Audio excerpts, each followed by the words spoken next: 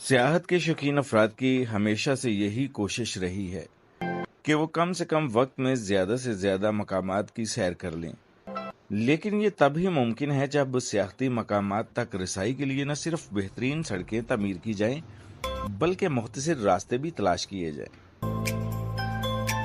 اسی ضرورت کو مد نظر رکھتے ہوئے پاکستان میں ہزارہ موٹر وے کا قیام عمل میں آیا، جس نے سیاحوں کی کئی گھنٹوں کی طویل سفر کو صرف چند گھنٹوں میں تبدیل کر دیا اور ساتھ سیاحتی مقامات تک کا سفر انتہائی دلچسپ بھی بنا دیا ہے۔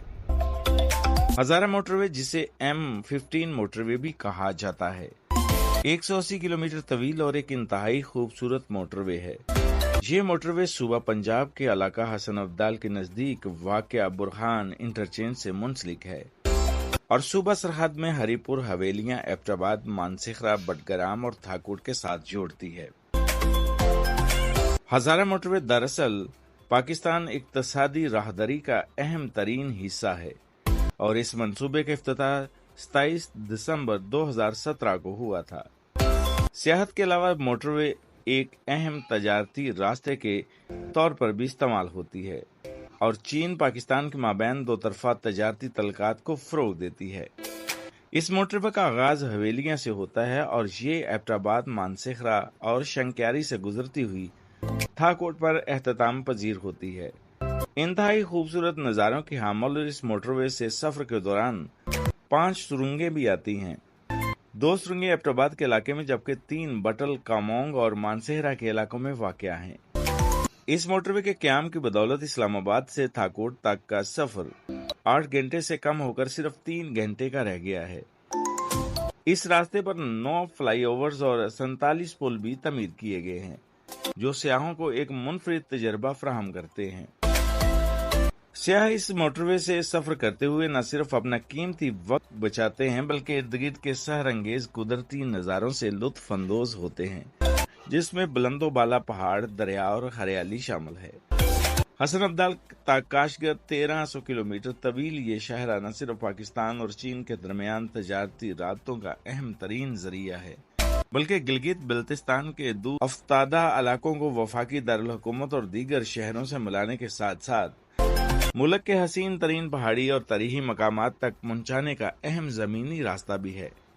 ٹیکسلا کی گندھارا تہذیب ہو یا ہنجراب کی مارکو پولو بیڑیں، چلاس کے پتھروں پر لکھی قدیم تحریریں ہوں یا ہنزا اور نگر کے حسین مناظر، یہ شاہراہ سیاحوں اور محققین کے ذوق کی تشکین کا اہم ذریعہ ہے۔ پاکستان اور چین کے انجینئرز اور محنت کشوں کو شب روز محنت و جرت کا یہ وہ انمول نمونہ ہے جسے دیکھ کر دنیا کا کوئی بھی شخص حیرت کا شکار ہوئے بغیر نہیں رہ سکتا۔ یہی وجہ ہے کہ اسے دنیا کا 8واں عجوبہ گنا جاتا ہے۔ عظیم اور دشوار ترین پہاڑوں کے درمیان اس عجوبے کی تعمیر کے دوران 400 سے زائد مزدوروں اور انجینئروں کی جان ایک عظیم مقصد کی نظر ہوئی۔ موسم کے اتار چڑھاؤ، شدید ترین برف باری اور لینڈ سلائیڈنگ کے ہمہ وقت خطرے کے باوجود اس سڑک کا بنایا جانا اور برقرار رکھنا حقیقتاً ایک معجزہ ہی ہے، اور اس معجزے کو ممکن بنانے میں FWO کے ماہرین اور کارکنوں کا کردار قابل تحسین ہے۔ وفاقی دارالحکومت اسلام آباد سے پونے گھنٹے کی مسافت پر حسن ابدال کے قریب GT روڈ سے ایک سڑک ایبٹ آباد کی طرف نکلتی ہے اور یہی اس شاہکار شاہراہ کا نقطۂ آغاز ہے۔ ٹیکسلا کے مشہور کھنڈرات یہاں سے صرف 15 منٹ کی مسافت پر واقع ہیں۔ قبل مسیح کی بدھ مت تہذیب کی ان یادگاروں کو دنیا کے اہم ثقافتی ورثے میں شمار کیا جاتا ہے۔ انسانی تاریخ کے عروج و زوال، تہذیب و ثقافت اور فن تعمیر کی فراموش شدہ داستانوں سے آشنا کرتی ہے۔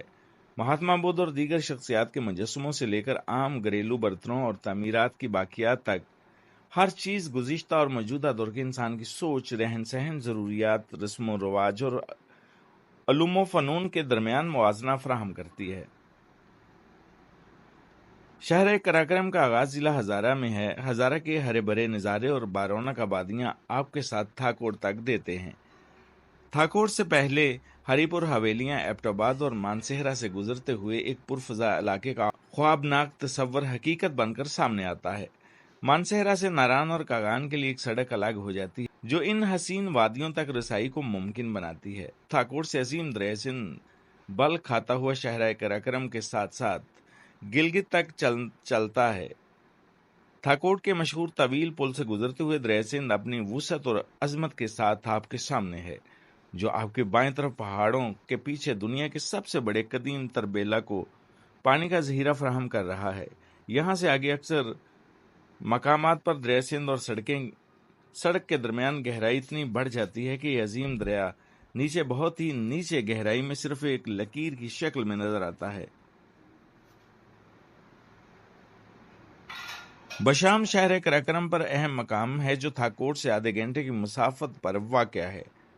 بشام ضلع سوات میں ہے اور چینی مصنوعات کا ایک تجارتی مرکز کی حیثیت بھی رکھتا ہے۔ دریا سندھ کے کنارے آباد اس مقام پر براستہ شانگلہ سوات کے دیگر قابل دید مقامات تک رسائی ممکن ہے۔ بشام سے گردویش کے کوہستانی علاقے کا نظارہ دریا سندھ کے ایک ساتھ دل آویز منظر پیش کرتا ہے۔ بشام سے آگے چلیں تو دریا سندھ دونوں طرف آباد ضلع کوہستان کے لوگ بازاروں میں اپنے روایتی لباس اور روزمرہ کے کاموں میں مشغول نظر آتے ہیں۔ کوہستان کا علاقہ بھی حسن قدرتی مناظر سے لبریز ہے۔ حسین قدرتی مناظر سے لبریز ہے اور لکڑی سے بنے گھر اور دکانوں کو دیکھ کر سردی کے موسم میں یہاں ٹھنڈ کی شدت کا اندازہ ہوتا ہے۔ کوہستان کے اکثر مقامات پر لینڈ سلائیڈنگ کی وجہ سے شہر کراکرم کو نقصان پہنچتا رہتا ہے اور سڑک بھی بند ہو جاتی ہے، لیکن FW کی جان جو کوہستان کے بعد چلاس کا آغاز ہوتا ہے۔ چلاس کا علاقہ خشک اور بنجر پہاڑوں پر مشتمل ہے۔ بلند و بالا اور پہاڑوں کے اندر مختلف جگہوں پر سرسبز چراہ گاہیں موجود ہیں جہاں درختوں کی بہت بہتات ہے، لیکن شہر کراکرم کے ساتھ چلاس کا علاقہ سنگلاخ پہاڑوں پر مشتمل ہے۔ یہاں قبل مسیح کے دور میں پتھروں پر کھدائی کر کے بنائی گئی مختلف تصاویر اور اشکال وغیرہ موجود ہیں۔ یہ اشکال اس تاریخی راستے سے گزرنے والے تاجروں، فوجیوں اور مختلف مذاہب کے پیروکاروں نے بنائی تھی۔ انسانوں اور جانوروں کی تصاویر تکونی اور گول اشکال سے مزین ہے۔ یہ چٹانیں بہت سے لوگوں کے لیے دلچسپی کا مرکز ہیں۔